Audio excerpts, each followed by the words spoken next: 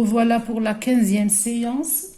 Cette 15e séance, nous allons finir de lire l'histoire de Taouki. Donc prenez vos livres à la page 103.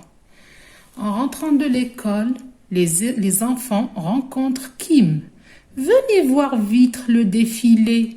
C'est une fête unique à ne pas rater. À leur arrivée, la petite troupe découvre des hommes en kimono qui portent des masques. Il y a aussi une chorale. La foule admire les chars. Soudain, un énorme dragon se dandine dans la rue. Il suit le son des tambours. Les enfants se laissent entraîner dans les rues du quartier. Donc là, nous allons reprendre notre lecture tout en expliquant quelques mots qui restent peut-être assez difficiles pour vous. Alors, en rentrant de l'école, et c'est ce qui vous permettra aussi de comprendre mieux cette lecture. En rentrant de l'école, les enfants rencontrent Kim. Venez vite voir le défilé. C'est une fête unique à ne pas rater. Unique, là, qui veut dire c'est la seule. Il n'y a pas un autre défilé, c'est le seul. Donc unique veut dire seul. À leur arrivée, la petite troupe découvre des hommes en kimono qui portent des masques. Il y a aussi une chorale. J'ai déjà expliqué ce que c'était une chorale. La foule admire les chars. Admire ici veut dire c'est apprécier la vue. Ils sont en train d'apprécier la vue de ce défilé, de tout ce qui peut porter un défilé. Il y a des chars, il y a des hommes en kimono qui portent des masques. Qu'est-ce qu'il y a aussi? Il y a aussi ce Taouki. Ouh là là, il n'arrête pas. Il se fatigue pas, ce Taouki. Donc là, on va voir la suite. Soudain, un énorme dragon se dandine dans la rue. Alors ici, dandiner, ça veut dire c'est en marchant, on balance son corps de droite à gauche. C'est pour, des fois, vous le faites en classe. Quand vous venez vers moi et tout, vous avez un petit air coquin, donc quand vous venez, vous dandinez, comme ça, avec un air souriant. C'est ça, dandiner, c'est balancer son corps de droite à gauche. Il suit le son des tambours. Les enfants se laissent entraîner dans les rues du quartier. Donc là, les enfants, je compte sur vous pour que vous puissiez refaire cette lecture. Comme d'habitude, j'espère que vous allez la faire seule parce que là, vous pouvez lire seul. C'est bon, vous avez de l'assurance, donc vous pouvez lire seul. Si vous avez des difficultés, là, je vous propose de travailler, de refaire cette lecture avec papa ou maman. D'accord? Donc là, on va passer à des exercices. Vous allez me suivre. Ces exercices sont en fonction de ce nouveau son.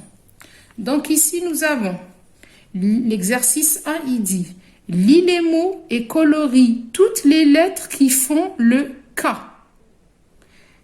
Lis les mots et colorie toutes les lettres qui font K.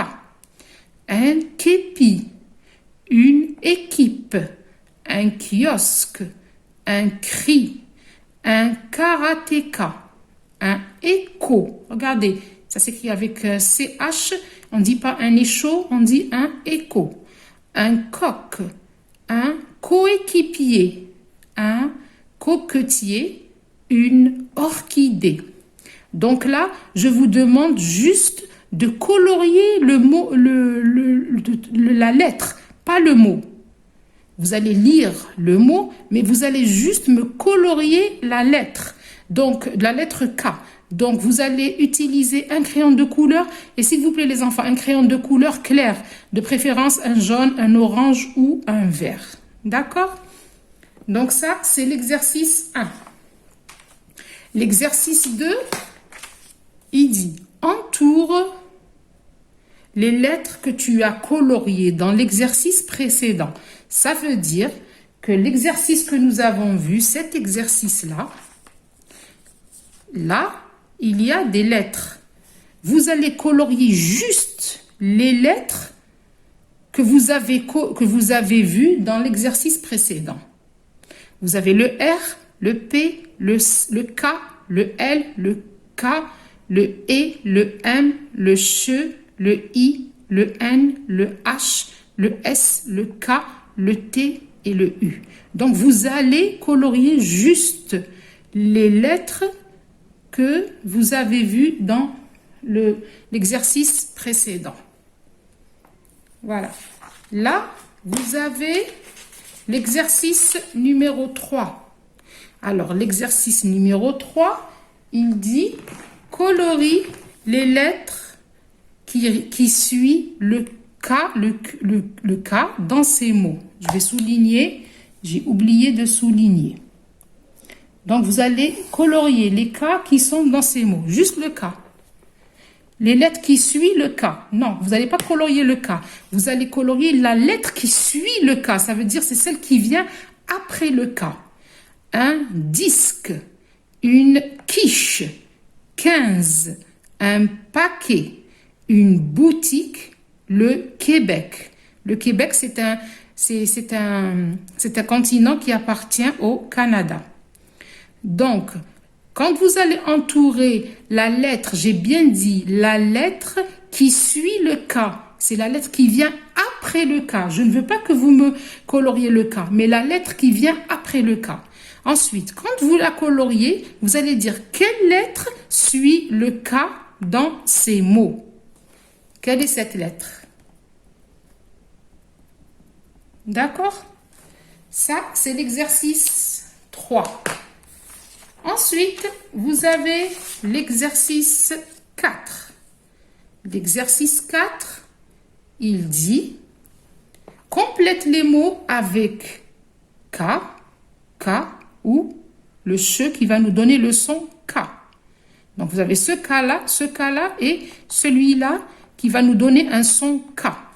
Comme dans l'exemple. Donc, l'exemple, il est là. Voilà l'exemple. C'est celui-là l'exemple. On dit une école, un écolier. Une école, un écolier. École s'écrit avec un C et nous donne le son K. Et un écolier, pareil. Il s'écrit avec un C et il nous donne le son K. Vous avez une équipe. Une équipe.